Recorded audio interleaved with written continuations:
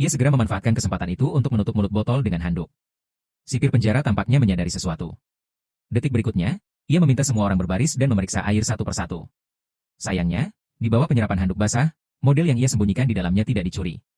Kemudian sipir penjara mengocoknya 2 kali dan mengembalikannya kepadanya ketika ia melihat bahwa benar-benar tidak ada apa-apa di dalamnya. Dengan cara ini, pria itu berhasil mendapatkan bahan-bahan yang dibutuhkan. Selanjutnya, ia hanya perlu menggunakan kikir untuk mengikis garis bentuk kunci, lalu menyatukannya dengan lem. Sebuah kunci kayu pun siap.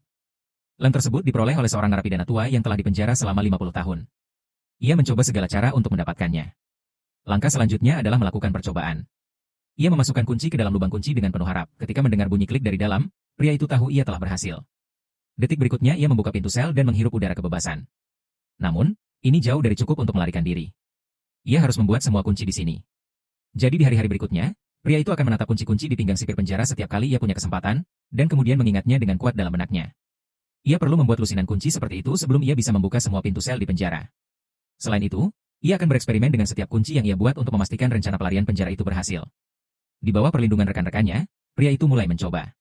Ia selalu membawa berkas untuk memudahkan modifikasi di tempat, tetapi kali ini sebuah kecelakaan terjadi jika tak sengaja tersangkut di patung Buddha. Yang lebih parah lagi adalah sipir penjara datang untuk memeriksa ruangan. Ia ingin menarik serpihan kayu itu keluar, tetapi tersangkut terlalu erat. Jika mereka menemukannya, akibatnya akan fatal. Rekannya segera melemparkan obeng kepadanya, dan dia segera mengambilnya lalu mulai memahat lubang kunci dengan panik. Saat itu, polisi gendut itu datang, dan ia buru-buru berpura-pura tidak terjadi apa-apa dan membersihkan diri.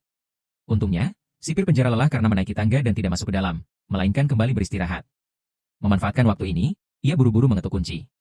Setelah melakukan semua ini, ia cukup beruntung untuk selamat dari krisis. Namun, ketika sipir penjara lain datang untuk menutup pintu, ia mendapati pintu itu tidak bisa ditutup. Jelas ada yang memindahkannya,